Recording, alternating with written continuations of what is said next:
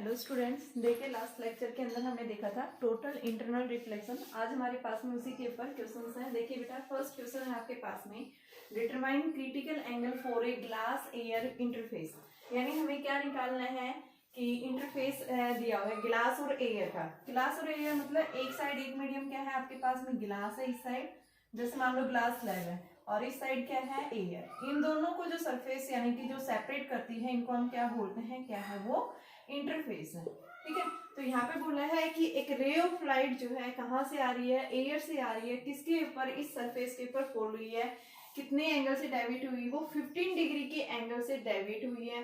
वह it's angle of incidence is 40 degree. यानी मान लो ये इंटरफेस है, जो इस इंटरफेस का मतलब क्या होता है कि एक ऐसा सरफेस जो दो मीडियम को सेपरेट कर रहा है। इस इंटरफेस के ऊपर कोई भी एक रे ऑफ लाइट आके फॉल हुई है, जिसने क्या बनाया, नॉर्मल के साथ में एंगल कितने डिग्री का बना रखा है, 40 डिग्री का। अब जैसे इसने 40 डिग्री का एंगल बनाया है बेटा, रे ऑफ लाइट रेयर मीडियम से कहाँ जा रही है, डेंसर मीडियम में, तो ये किस साइड बेंड हो जाएगी, नॉर्मल के टूवर्ड्स। तो मान लो ये क्या हो गया, नॉर्मल के टूवर्ड्स बेंड हो गई। तो यहाँ से पूछा क्या है कि calculate the critical angle for a glass air and interface. यानी ग्लास एयर का क्या है, कोई इंटरफेस है, तो उसके लिए क्रिटिकल एंगल क्या होगा। क्रिटिकल एंगल का मतलब ये है कि भाई आपके पास में जब रिफ्लेक्टेड रे ऑफ लाइट क्या हो जाए कि रे के यानी कि जो कोई भी सरफेस है उसके नॉर्मली चली जाए। मान लो ये आपके पास में ग्लास लैब, हमने ये माना, इस ग्लास जैसे ये रे ऑफ लाइट जाती है, जब ये यहाँ पे फॉल करती है तो इस सरफेस के ऊपर क्या करेगी, रे ऑफ लाइट फाइनली इस सरफेस के अलोंग ग्रेज हो जाती है। तो यहाँ पे जो एंगल ऑफ इंसिडेंस बनेगा, इस एंगल ऑफ इंसिडेंस को हम क्या बोलते हैं, क्रिटिकल एंगल। तो पूछा क्या है कि क्रिटिकल एंगल क्या होगा जब फाइनल रे यहाँ से निकलेगी, तो रे जो है सरफेस के अलोंग ग्रेज हो गया, तो उस केस में क्रिटिकल एंगल हमें क्या करना है बेटा, निकालना है। तो कैसे निकालेंगे, इसके लिए हम सबसे पहले यहाँ पे स्नेल्स लॉ अप्लाई करेंगे। देखो रेयर मीडियम से आई है, रेयर मीडियम में रिफ्रैक्टिव इंडेक्स क्या होता है, 1 होता है, और ये क्या है, ग्लास है, ग्लास के लिए हमने क्या मान लिया, न्यू जी बराबर न्यू मान लिया। क्या करेंगे हम इसके लिए, स्नेल्स लॉ। साथ में आपको क्या दे रखा है कि जब ये रे डेविएट हो रही है, डेविएट का मतलब क्या है कि जो आपके पास में इंसिडेंट रे है और रिफ्रैक्टेड रे, रिफ्रैक्टेड रे यानी ये होगी, तो इंसिडेंट और रिफ्रैक्टेड के बीच में जो एंगल बन रहा है बेटा, इंसिडेंट रे हमने इसको डायरेक्ट सीधा ले लिया, तो ये डेविएशन, डेविएशन कितना दे रखा है, 15। अब डेविएशन एंगल जो हम निकालते हैं डेल्टा, वो किसके इक्वल होता है, आई में से क्या कर दो, आर घटा दो, डेविएशन जो होगा वो क्या आएगा, आई माइनस आर1, यही होगा। अब हमारे पास में बेटा डेविएशन की वैल्यू दे रखी है, डेविएशन कितना है, 15 डिग्री, एंगल ऑफ इंसिडेंस हमारे पास 40 दिया हुआ है, तो R1 हमारे पास यहाँ से आ गया, यानी 40 माइनस 15 डिग्री। तो यहाँ से हम क्या लिखेंगे, 10 में से 5 गए 5, और ये कितना बचा, 3, ये यानी कि 25 डिग्री क्या आ गया हमारा, एंगल ऑफ रिफ्लेक्शन आ गई। अब हम क्या करेंगे, इस पॉइंट के ऊपर स्नेल्स लॉ करेंगे। स्नेल्स लॉ क्या कहता है कि आपके पास में कि mu two sine i is equal to mu one sine of r. तो यहां से आपके पास क्या आएगा, न्यू टू यानी कि एयर के लिए न्यू टू क्या है, 1 है, sine i is equal to mu into में साइन ऑफ आर। आर की वैल्यू हमारे पास में 25 डिग्री दिया हुआ है, और साथ में आपके पास में क्या है बेटा, यहाँ से हमारे पास में, क्योंकि क्या निकालना है हमें, रिफ्रैक्टिव इंडेक्स निकालना, तो न्यू हमारे पास में क्या आ गया, साइन आई अपॉन में साइन आर। अब बेटा रिफ्रैक्टिव इंडेक्स है नहीं, हमें निकालना क्या है, क्रिटिकल एंगल। तो हमने क्या पढ़ा है कि जब भी रिफ्लेक्शन होता है यहाँ पे डेंसर से रेयर मीडियम में जा रही है, तो देखो मैं यहाँ पे क्या लिखूंगी, mu sine C is equal to 1, rare medium में आ रही है तो 1 होता है, इंटू में साइन ऑफ 90, तो ये वैल्यू क्या आ गई, 1 आ गई, और यहाँ पे न्यू इंटू साइन सी, तो mu is equal to 1 upon sine C. ये इक्वेशन सेकंड होगी, ये इक्वेशन हमारी फर्स्ट होगी। मैं फर्स्ट और सेकंड से क्या लिखूंगी, यानी कि 1 upon sine C is equal to sine i upon में साइन आर। अब साइन सी निकालना है मुझे, तो साइन सी क्या आ जाएगा, साइन आर अपॉन में साइन आई, और साइन आर की वैल्यू हमारे पास में कितनी आई है, 25, और साइन आई कितना है, 40 डिग्री। तो यहाँ से हम क्या निकाल सकते हैं, साइन सी। क्रिटिकल एंगल पूछा था, तो बेटा हम इसकी वैल्यू रखेंगे, न्यूमेरिकल वैल्यू, और ये हमारे पास में क्या आ जाएगा, क्रिटिकल एंगल की वैल्यू आ जाएगी। ठीक है, इसी तरह से आपके पास में दूसरा क्वेश्चन दिया हुआ है, देखो क्या बोल रहा है नेक्स्ट क्वेश्चन, कि आपके पास में कोई भी एक रे ऑफ लाइट है, वो फॉल कर रही है। देखो नेक्स्ट क्वेश्चन क्या दिया हुआ बेटा, सेकंड क्वेश्चन है हमारे पास में,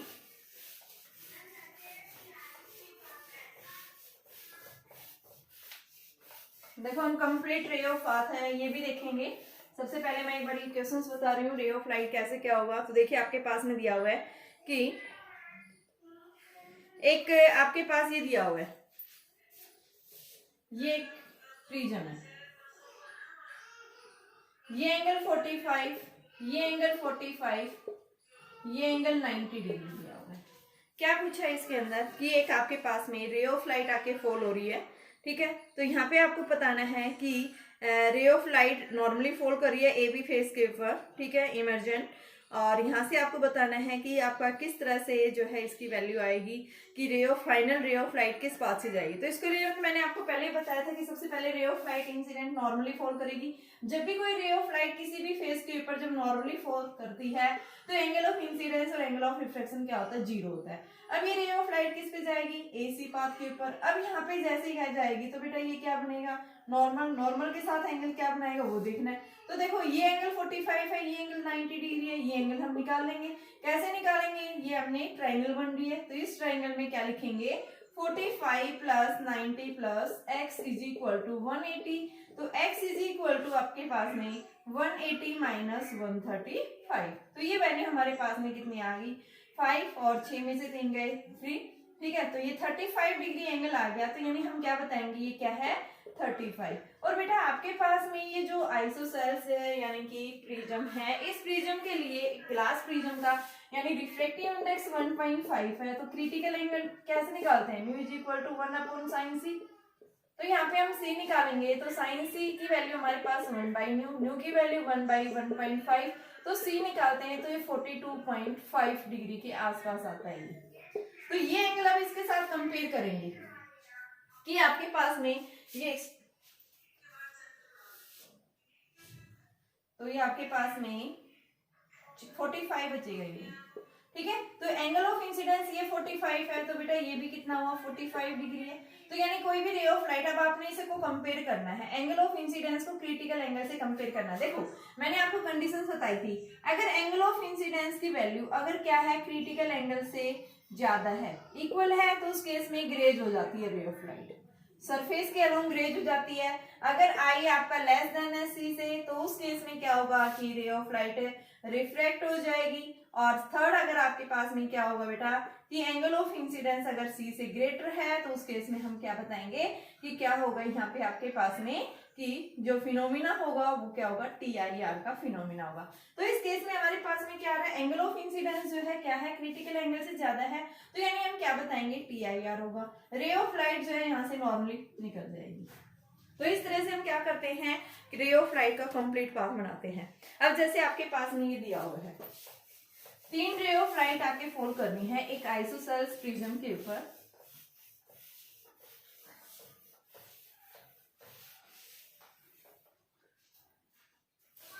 जैसे ये ग्लास प्रिज्म है, इस ग्लास प्रिज्म के ऊपर ये आपके पास 45, ये भी 45, ये 90 डिग्री, 3 रे ऑफ लाइट आके फॉल करनी, रेड, ग्रीन एंड ब्लू।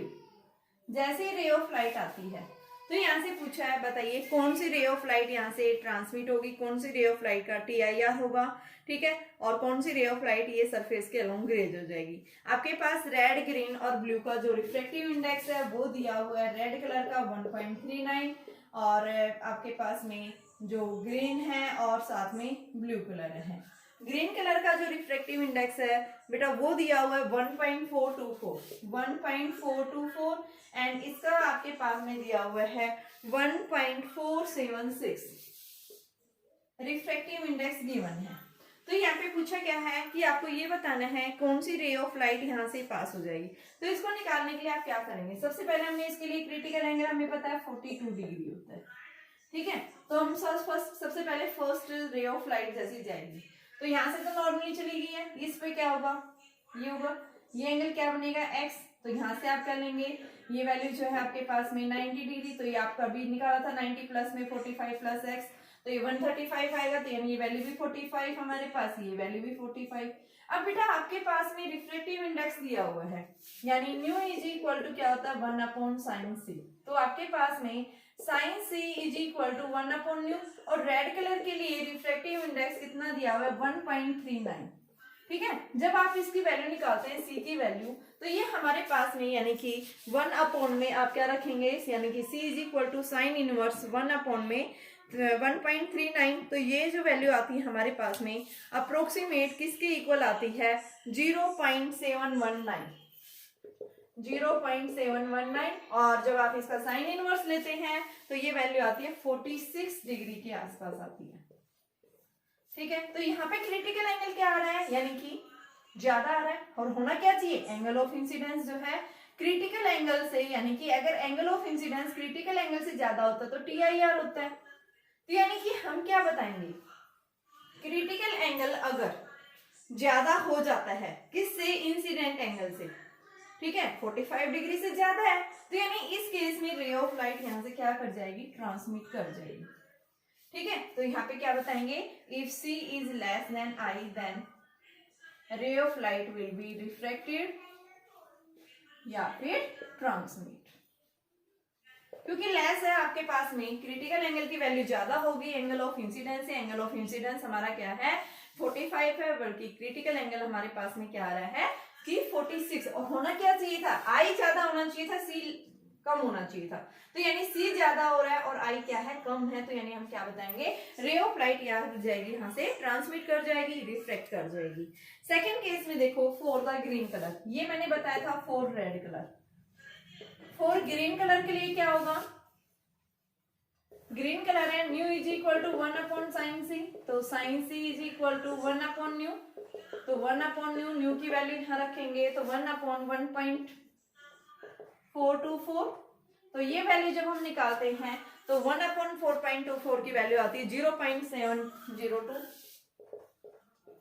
तो C की वैल्यू जो आती है वो 44 पॉइंट समथिंग के आसपास आती है, यानी लगभग ये आती है 44.6 डिग्री के आसपास आएगी। क्या आएगी, ये क्रिटिकल एंगल। और ये क्रिटिकल एंगल अब क्या है बेटा, लेस देन है किससे, आपका एंगल ऑफ इंसिडेंस। तो इसका क्या होगा सेकंड केस में कि रेड, ये जो ग्रीन कलर है इसका क्या शो करेगी, ये TIR इफेक्ट।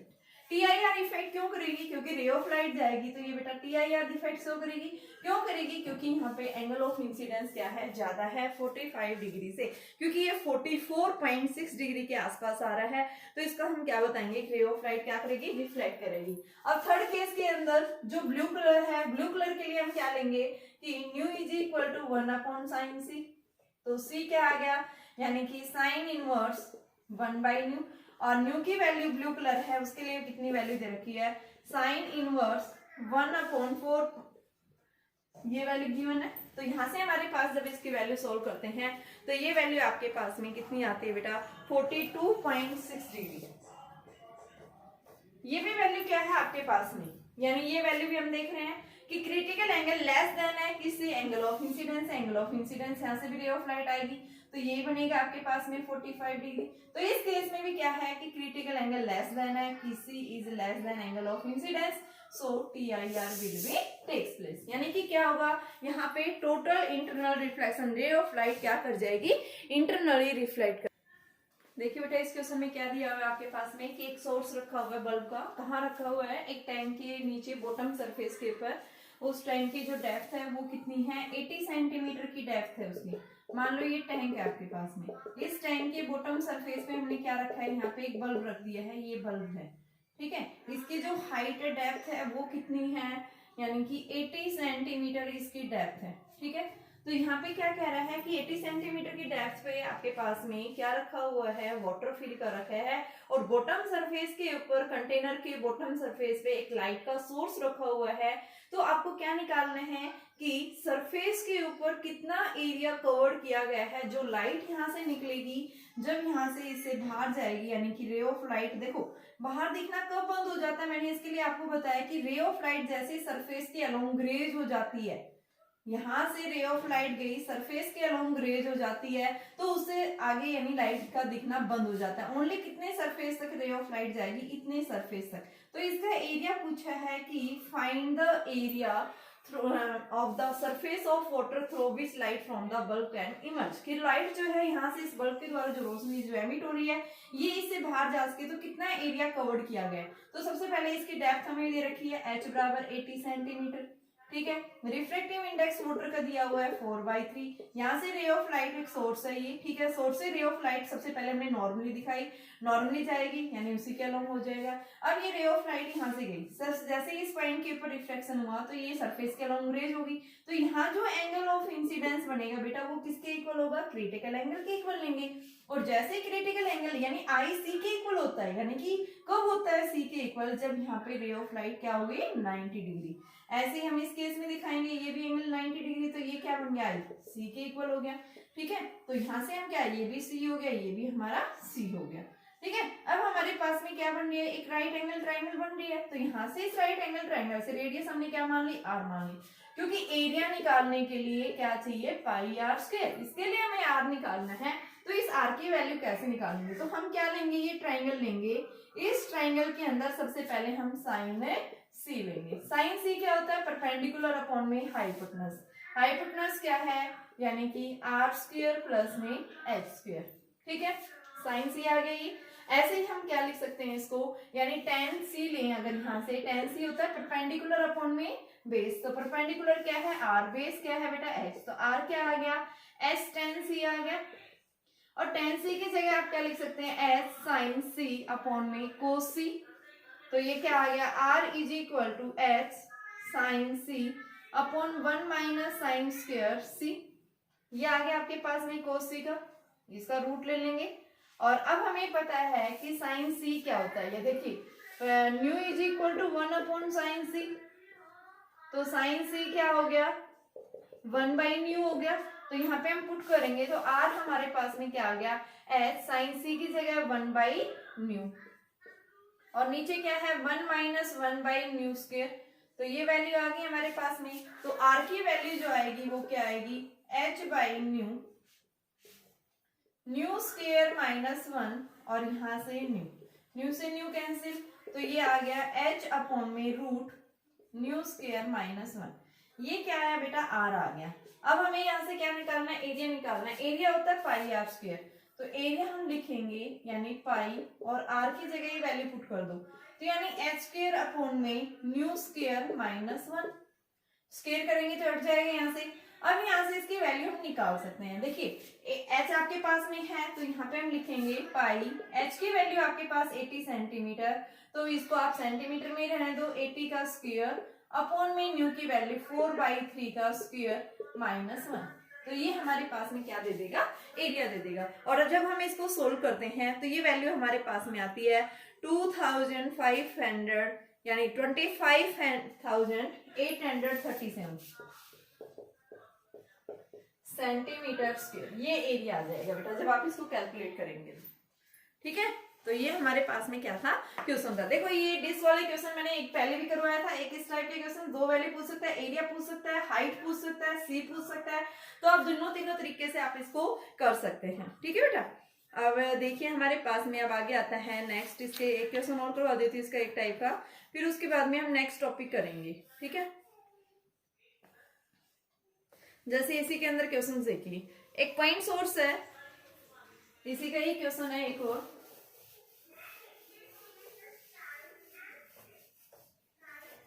उसके बाद हम पहले प्रिज्म करेंगे, क्योंकि प्रिज्म के भी क्वेश्चंस आ रहे हैं इसमें साथ साथ में, ठीक है। क्वेश्चंस आपके दिए हुए हैं, इसमें टॉपिक ये है, लेकिन प्रिज्म वाला कॉन्सेप्ट यूज हो रहा है। तो पहले हम प्रिज्म करेंगे और प्रिज्म के बाद में फिर हम नेक्स्ट अपना रिफ्रैक्शन जो है थ्रू ए ग्लास, कि किस तरह से जो हमने रिफ्रैक्शन फॉर्मूला जो होता है, जब भी रे ऑफ लाइट रेयर से डेंसर में जा रही है या डेंसर से रेयर में जा रही है तो उसका रिफ्रैक्शन कैसे होगा, वो डेरिवेशंस करेंगे। लेकिन उससे पहले हम प्रिज्म देखेंगे, प्रिज्म के अंदर डेरिवेशन कैसे होता है, एंगल ऑफ प्रिज्म क्या होता है, प्रिज्म फॉर्मूला क्या होता है, ठीक है। और फिर उसके न्यूमेरिकल, उसके बाद में हम नेक्स्ट टॉपिक स्टार्ट करेंगे, ठीक है। तो अभी जो मैं आपको करवाने जा रही हूँ उससे पहले मैं आपको एक न्यूमेरिकल करवा रही हूँ। देखिए हमारे पास में, देखिए बेटा नेक्स्ट क्वेश्चन दिया हुआ है इसके अंदर कि आपके पास में एक पॉइंट सोर्स रखा हुआ है सिलेंडर के बॉटम सरफेस के ऊपर। सिलेंडर का जो बॉटम है वहां पे उसके सेंटर पे रखा हुआ है, उस सिलेंडर की जो रेडियस है वो 15 सेंटीमीटर दी हुई है। सिलेंडर कंटेन्स वाटर, यानी कि जो सिलेंडर है वो क्या कर रहा है, वाटर कंटेन कर रहा है। कितनी हाइट तक बेटा, 7 सेंटीमीटर तक की हाइट तक उसने क्या कर रखा है, वाटर कंटेन किया हुआ है। ठीक है, अब हमें निकालना क्या है यहाँ से कि आपको एक तो रे डायग्राम बना के दिखाना है, साथ में रिफ्रैक्टिव इंडेक्स भी आपको क्या दिया हुआ है यहाँ पे। ठीक है, 7 सेंटीमीटर की उसकी हाइट है। ठीक है, तो उसको हमें निकालना है। कैसे हम लेंगे, तो इसको निकालने के लिए हम क्या करेंगे, सबसे पहले वही डायग्राम रे डायग्राम बनाएंगे। रे डायग्राम मैंने क्या बताया था, ये आपके पास है, मान लो एक कंटेनर है, सिलेंड्रिकल शेप में है ये। ठीक है, यहाँ पे इसकी जो रेडियस है वो 15 सेंटीमीटर दी हुई है बेटा। ठीक है, रेडियस ये इसकी दी हुई है 15 सेंटीमीटर बॉटम सरफेस। यहाँ इसके बिल्कुल मिड में सोर्स रखा हुआ है, इसमें वाटर कंटेन कर रखा है। यहाँ से कोई भी रे ऑफ लाइट जैसे जा रही है, सबसे पहले रे ऑफ लाइट नॉर्मल के अलोंग गई। रे ऑफ लाइट कैसे गई, नॉर्मली गई, और फिर यहाँ से इस तरह से कुछ एंगल बनाती है, सरफेस के अलोंग ग्रेज होगी। ठीक है, तो यहाँ से इसने ये जो है एक एरिया कवर्ड किया है। रे ऑफ लाइट ही ऐसे जा रही है। पूछा क्या है यहाँ से कि आपको एक तो रे डायग्राम बनाना था, साथ में हमें क्या निकालना है, एरिया बताना है, एरिया कितना कवर्ड होगा। न्यू आपके पास में रिफ्रैक्टिव इंडेक्स कितना दिया हुआ बेटा, 4/3 दिया हुआ है। तो सबसे पहले आपको यहाँ से इसकी वैल्यू निकालनी है। ठीक है, तो सबसे पहले हम इसकी रेडियस निकालेंगे। ये रेडियस हमारे पास आएगी कैसे, ये नहीं दी हुई, हाइट हमें दे रखी है 7 सेंटीमीटर, तो यानी ये यहाँ से यहाँ तक भी 7 सेंटीमीटर हो गया। ये जैसे जाती है तो रे ऑफ लाइट एंगल सी बनाएगा, ये एंगल आर 90 डिग्री। ये जो सी बनेगा वही यहाँ सी बनेगा, और वही सेम यहाँ बनेगा। तो इस ट्राइंगल के अंदर सबसे पहले हमारे पास ये ट्राइंगल बन रही है। इस ट्राइंगल में जैसे मैंने अप्लाई किया था पीछे, tan c is equal to r/h, तो r की वैल्यू क्या आ गई, s tan c। हम क्या करेंगे, यहाँ से tan c की जगह हम क्या रखेंगे बेटा कि sin c अपॉन में cos c, sin c upon में cos c, and cos c की वैल्यू आपके पास में पता है क्या होती है, यानी कि 1 माइनस साइन स्क्वायर c, उसका रूट ले लेंगे, तो ये आपके पास में r क्या बन जाएगा, h sine c upon 1 minus sine square c, इसका रूट, और न्यू हमारे पास में किसके इक्वल होता है, 1 अपॉन साइन c। तो यहाँ से साइन c हम क्या निकालेंगे, 1/न्यू। तो ये वैल्यू आ गई है न्यू h अपॉन में 1 माइनस साइन c की जगह 1/न्यू स्क्वायर, इसका रूट ले लेंगे, r आ गया। तो यहाँ से r की वैल्यू जो आएगी वो क्या आ गई, new h upon new square minus 1, इसका रूट, और इस न्यू को आप बाहर ले लेंगे। ठीक है, तो ये आपके पास में यानी न्यू स्क्वायर इंटू न्यू 1 आ गई, और यहाँ से जब इस न्यू स्क्वायर को हम बाहर लेंगे तो ये भी कहाँ चला जाएगा, ऊपर चला जाएगा। ठीक है, देखो आपके पास में ये था साइन सी, साइन सी होता है h बाई यानी 1/न्यू, तो ये न्यू नीचे आएगा, तो h/न्यू, और इसका नीचे वाला निकालेंगे तो ये ऊपर, न्यू से न्यू कैंसिल। ठीक है, तो ये हमारे पास में क्या आ गया, r की वैल्यू, r कितना आया, h/√न्यू स्क्वायर माइनस 1। तो बेटा एरिया निकालना है, एरिया क्या होगा, πr², तो पाई इंटू में r की जगह h² अपॉन में न्यू स्क्वायर माइनस 1। तो यहाँ से आपके पास h गिवन है 7 सेंटीमीटर, रिफ्रैक्टिव इंडेक्स 4/3, तो एरिया हम यहाँ से निकाल सकते हैं। ठीक है, सिमिलर टाइप का क्वेश्चन था ये भी। अब हमारे पास में हम बात करते हैं कि ग्लास प्रिज्म में रिफ्रैक्शन कैसे होता है। ठीक है, अब तक नेक्स्ट टॉपिक हम करवा रहे हैं कि ग्लास स्लैब, यानी कि अभी तक हमने पढ़ा था refraction through a glass slab, किस तरह से ग्लास स्लैब में रिफ्रैक्शन हुआ है। अब जो नेक्स्ट टॉपिक है प्रिज्म पढ़ेंगे। ठीक है, तो प्रिज्म क्या होता है, सबसे पहले प्रिज्म भी ग्लास की बनी हुई होती है, जिसके अंदर देखो ग्लास स्लैब में और प्रिज्म में बेसिक डिफरेंस क्या है, प्रिज्म भी आपकी ग्लास की बनी होती है, ग्लास स्लैब भी आपकी कांच की बनी हुई होती है। ठीक है, लेकिन ग्लास स्लैब में हमारे पास में दोनों फेज होते हैं, वो क्या होता है, उसके पैरेलल। ठीक है, देखो ग्लास स्लैब जो हमारे पास में इस तरह से होती है, ये ग्लास स्लैब है, ये वाला फेस, ये वाला, दोनों पैरेलल होते हैं। लेकिन प्रिज्म के अंदर क्या होता है, ये जो दोनों फेस होते हैं इसके रिफ्लेक्टिंग फेस, एक तो रिफ्लेक्टिंग फेस ये हो गया, दूसरा ये हो गया। ठीक है, तो जब हम इसका डायग्राम बनाते हैं तो ये डायग्राम इस तरह से बनेगा आपके पास में, ये रिफ्लेक्टिंग, फर्स्ट रिफ्लेक्टिंग सरफेस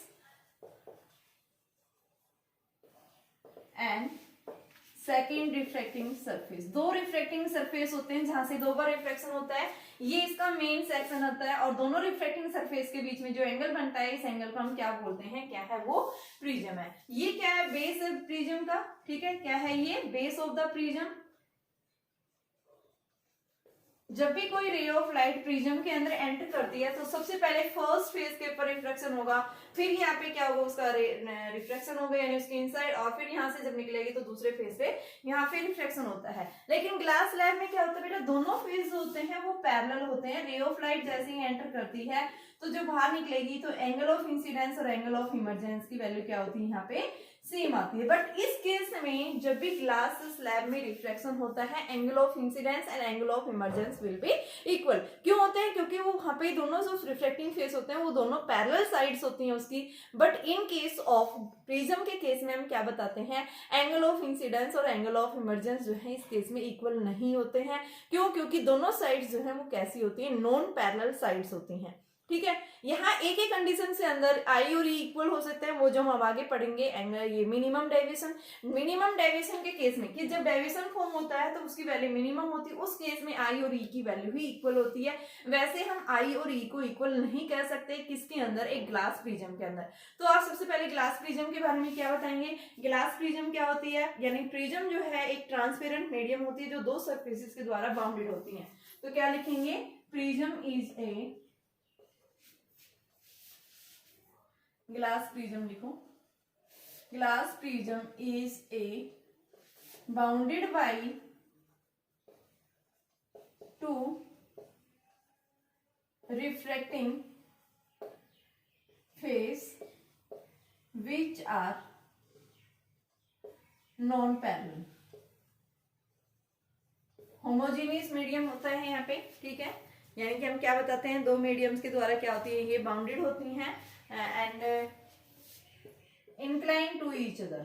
दोनों फेस एक दूसरे के क्या होते हैं, ये इंक्लाइंड होते हैं, इंक्लाइन टू ईच अदर। उसको हम क्या बोलते हैं, क्या है वो, ग्लास प्रिज्म है। तो सबसे पहले आप ग्लास प्रिज्म का मतलब समझे कि आपके पास में रिफ्रैक्टिंग फेस कौन से होते हैं। तो रिफ्रैक्टिंग फेस हमारे पास में, इसको आप नाम दे सकते हैं, एक तो फेस ये हो गया, दूसरा फेस हमारे पास में कौन सा हुआ, ये फेस। फर्स्ट एंड सेकंड दो फेस हुए और दोनों फेसेस एक दूसरे के क्या हो गए बेटा, इस तरह से एक दूसरे के दोनों इंक्लाइंड होते हैं। तो इनके बीच में क्या बनता है, कुछ एंगल बनता है, और एंगल जो होता है उस एंगल को हम क्या बोलते हैं, क्या है वो, एंगल ऑफ प्रिज्म। और ये जो पोर्शन है ए, ये मान लो पी क्यू आर, ये जो पी क्यू आर पोर्शन होता है प्रिज्म का, ये क्या होता है, प्रिंसिपल सेक्शन, क्या है ये, principal section of the prism. दो रिफ्रैक्टिंग फेस है, फर्स्ट रिफ्रैक्टिंग फेस ये हो गया, सेकंड रिफ्रैक्टिंग फेस ये हो गया। यहाँ इन दोनों रिफ्रैक्टिंग फेस जो होते हैं एक दूसरे के इंक्लाइंड होते हैं, इंक्लाइंड होने की वजह से इन दोनों के बीच में जो एंगल बनता है उस एंगल को हम क्या बोलते हैं, क्या है बेटा वो, एंगल ऑफ प्रिज्म। तो ये ए जो है ये क्या है हमारे पास में, एंगल ऑफ प्रिज्म है। अब हमें क्या देखना है कि ग्लास प्रिज्म के अंदर जो रिफ्लेक्शन होता है वो कैसे होता है, ठीक है बेटा। तो क्या देखना है, reflection through a glass prism.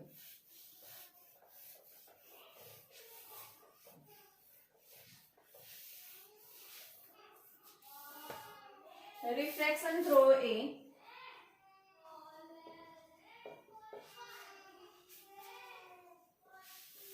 Glass prism. आपके पास में ग्लास प्रिज्म है, इस ग्लास प्रिज्म के अंदर क्या हो रहा है, रिफ्लेक्शन हो रहा है। तो कैसे होगा इसमें, सबसे पहले ये मान लो मैंने ए पी क्यू आर ले लो, इसको P Q R is the principal section of the glass prism. सबसे पहले कोई भी रे ऑफ लाइट आई है, यहाँ इनके बीच में एंगल बन रहा है, angle of prism. Ray of light आई है इस प्रिज्म के इस फर्स्ट फेस के ऊपर फॉल रही है, यहाँ पे क्या बनेगा, एक नॉर्मल बनेगा। जैसे ही रे ऑफ लाइट आती है तो इसके साथ में नॉर्मल के साथ में एंगल ऑफ इंसिडेंस आई हो गया, और जैसे ही बेटा रे ऑफ लाइट रेडर से किसमें जा रही है, डेंसर में, तो इसका क्या होगा, रिफ्लेक्शन। रिफ्लेक्शन में क्या होता है, रे ऑफ लाइट जो है नॉर्मल के टूवर्ड्स बेंड हो जाती है, तो ये क्या हो गया, इसका नॉर्मल हो गया, ठीक है, यानी नॉर्मल के टुवर्ड्स क्या होगी, बेंड होगी, रिफ्लेक्शन हो गया। तो यहाँ इस नॉर्मल के साथ में एंगल बनाया R1।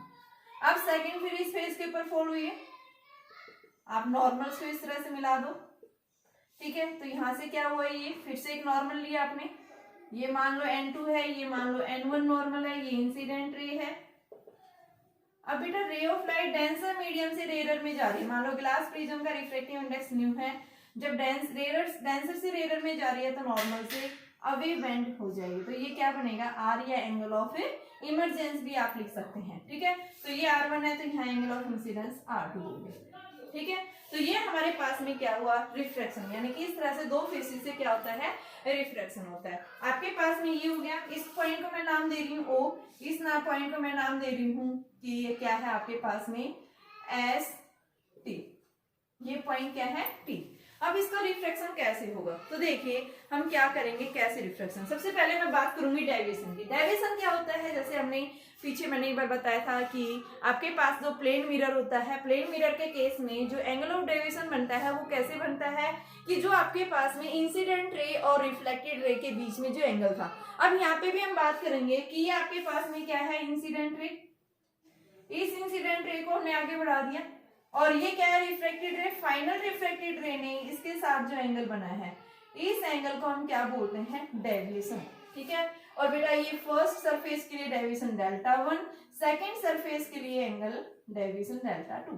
डेल्टा 1 की वैल्यू क्या आएगी I माइनस R1, और सेकंड सरफेस के लिए जो वैल्यू आएगी वो क्या आएगी delta 2 is equal to E minus R2।